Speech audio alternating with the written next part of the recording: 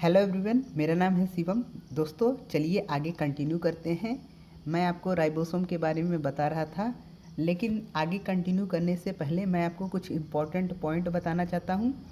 जो लोग इस वीडियो को पहली बार देख रहे हैं और चैनल पर नए हैं तो चैनल को सब्सक्राइब कर लीजिएगा और वीडियो को लाइक कर दीजिएगा और वीडियो को अपने फ्रेंड्स के साथ शेयर कीजिएगा ताकि मुझे मोटिवेशन मिलता रहे नई वीडियो अपलोड करने का।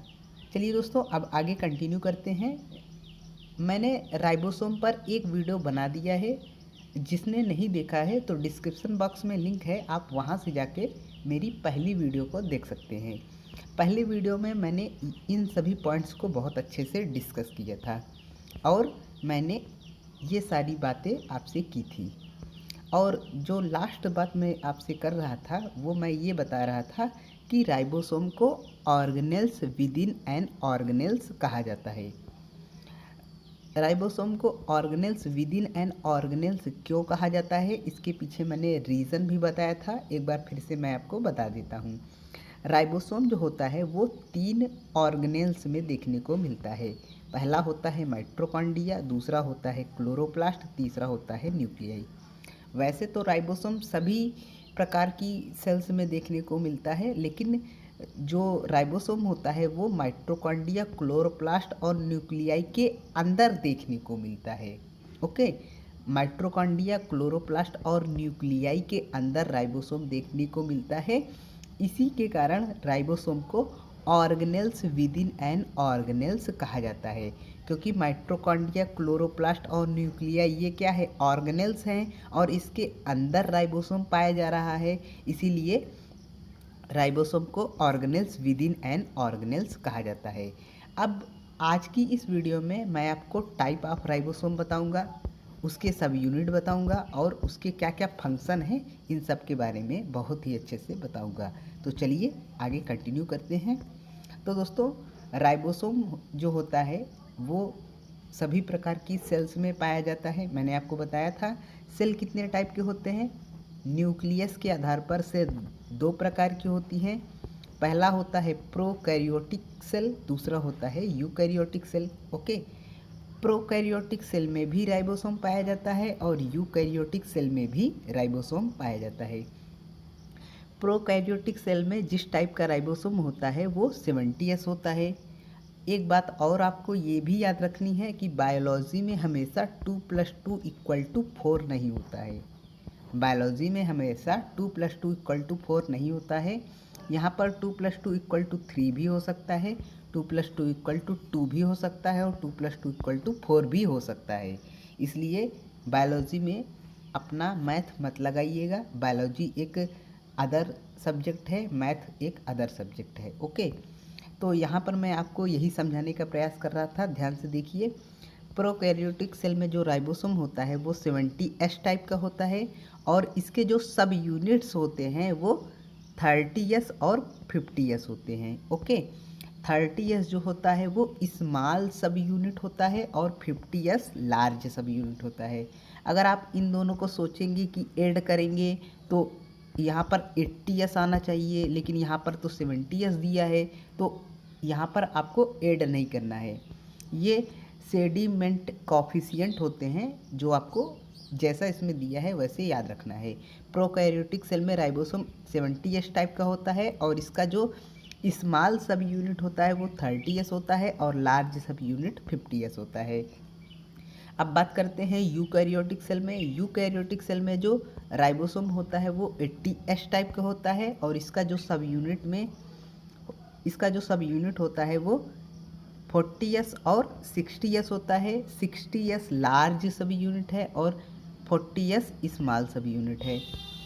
और अगर माइटोकॉन्ड्रिया की बात करें तो यहाँ पर थोड़ा सा करेक्शन करना होगा। माइटोकॉन्ड्रिया में राइबोसोम 70S टाइप का होता है और इसका जो सब यूनिट होता है वो 40S और 30S होता है। ऐसे ही क्लोरोप्लास्ट जो होता है उसमें 70S टाइप का राइबोसोम होता है और सब यूनिट की बात करें तो 33S और 50S, ये 2 सब यूनिट हैं। लेकिन मेनली आपको इसके सब यूनिट याद रखने हैं क्योंकि ये एग्ज़ाम में बहुत ज़्यादा पूछा जाता है। तो आपको यहाँ से समझ में आ रहा होगा कि राइबोसोम हमको प्रोकैरियोटिक सेल में भी देखने को मिलता है, यूकैरियोटिक सेल में भी देखने को मिलता है, माइटोकॉन्ड्रिया में भी देखने को मिलता है, क्लोरोप्लास्ट में भी देखने को मिलता है। और किस टाइप का होता है? 70S टाइप का। यहाँ से थोड़ा सा करेक्शन करना होगा।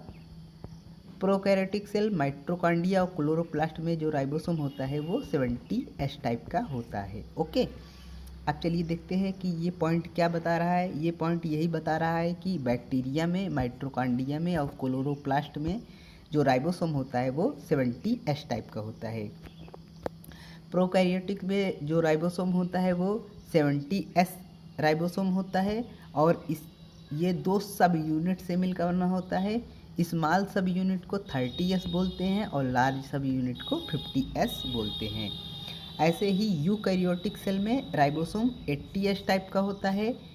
इसमें स्मॉल सब यूनिट 40S है और लार्ज सब यूनिट 60S है।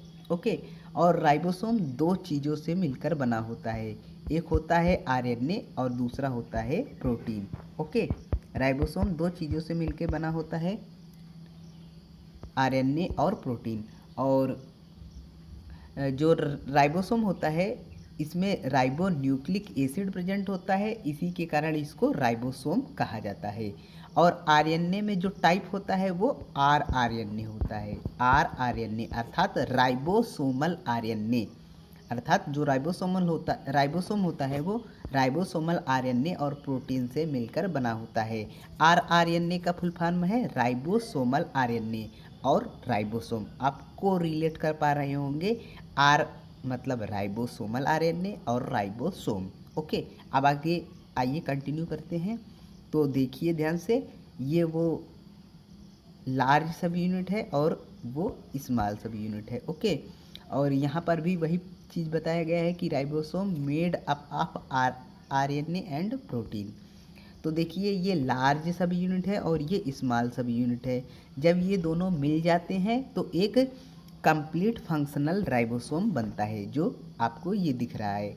अगर हम प्रोकैरियोटिक की बात करें तो इसमें राइबोसोम जो होता है वो 70S टाइप का होता है और यूकैरियोटिक में 80S टाइप का होता है। जो 70S होता है उसमें लार्ज सब यूनिट 50S है और स्मॉल सब यूनिट 30S है। और जो 80S राइबोसोम होता है उसमें लार्ज सब यूनिट 60S है और स्मॉल सब यूनिट 40S है। ओके, मैंने आपको रिकॉल करा दिया जिससे कि आपको समझ में आ जाए। ये देखिए ये फंक्शनल राइबोसोम हमारा बन जाता है। अब आइए बात करते हैं कि राइबोसोम के क्या फंक्शन होते हैं। ओके, तो ध्यान से देखिए, ये 18th पॉइंट राइबोसोम के बारे में वही बताया है कि इसमें ribosome have almost equal amount of RNA और प्रोटीन। राइबोसोम में लगभग समान मात्रा में RNA और प्रोटीन पाया जाता है।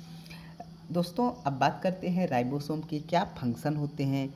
तो सबसे इम्पॉर्टेंट पॉइंट आपको एक ही याद रखना है, वो क्या है? राइबोसोम का मेन फंक्शन है प्रोटीन सिंथेसिस। प्रोटीन सिंथेसिस ये राइबोसोम का बहुत इम्पॉर्टेंट फंक्शन है और यही एग्ज़ाम में लगभग पूछा जाता है। राइबोसोम प्रोटीन, विभिन्न प्रकार के प्रोटीन को बनाती है, इसलिए हम इसको प्रोटीन फैक्ट्री के नाम से भी जानते हैं। ओके, राइबोसोम को प्रोटीन फैक्ट्री के नाम से भी जाना जाता है। अब बात करते हैं आगे। तो दोस्तों the protein synthesise on membrane bound ribosome pass through protein translocating channel in the ER membrane and they give rise to secrete protein, integral membrane protein and protein of lysosome। तो देखिए राइबोसोम ये सारी चीज़ें बनाता है। The protein synthesise by free cytoplasmic ribosome give rise to soluble cytosol protein, peripheral membrane protein, mitochondrial protein, chloroplast protein, peroxisomal protein और nuclear protein. तो देख लीजिए राइबोसोम इतने टाइप के प्रोटीन को बनाता है, तो इसका मेन फंक्शन है प्रोटीन सिंथेसिस और इसी के कारण इसको प्रोटीन फैक्ट्री के नाम से भी जाना जाता है। लास्ट पॉइंट ये है कि the proper folding of protein following synthesises is arrested bye specific protein called chaperones which also assist in transport protein into organelles such as mitochondria। तो दोस्तों ये देखिए ये इम्पॉर्टेंट फंक्शन है, लेकिन मेन फंक्शन वही है कि प्रोटीन फैक्ट्री क्यों कहते हैं, क्योंकि ये प्रोटीन सिंथेसिस में महत्वपूर्ण भूमिका निभाता है। तो ये इम्पॉर्टेंट फंक्शन आपको याद रखना है, किसके बारे में, राइबोसोम के बारे में। और एक बात ये भी याद रखनी है कि इसके लार्ज सब यूनिट और स्मॉल सब यूनिट से क्वेश्चन मैक्सिमम बन जाते हैं। ओके, तो दोस्तों यहाँ हमारा राइबोसोम ख़त्म हो जाता है, लेकिन अभी हम एनसीईआरटी में राइबोसोम के बारे में क्या लिखा है, हम नेक्स्ट वीडियो में एनसीईआरटी का टोटल राइबोसोम के डायग्राम, उसमें क्या क्या पॉइंट स्पेशल है जो नीट एग्ज़ाम के लिए काफ़ी इम्पोर्टेंट है और विभिन्न एग्ज़ाम के लिए भी काफ़ी इम्पोर्टेंट है, उसके बारे में भी देखेंगे। तो चलिए देखते रहिए, सीखते रहिए, और चैनल पे पहली बार विजिट कर रहे हैं तो चैनल को सब्सक्राइब कर लीजिएगा, वीडियो को लाइक कर दीजिएगा। चलिए मिलते हैं नेक्स्ट वीडियो में, तब तक जय हिंद, वंदे मातरम।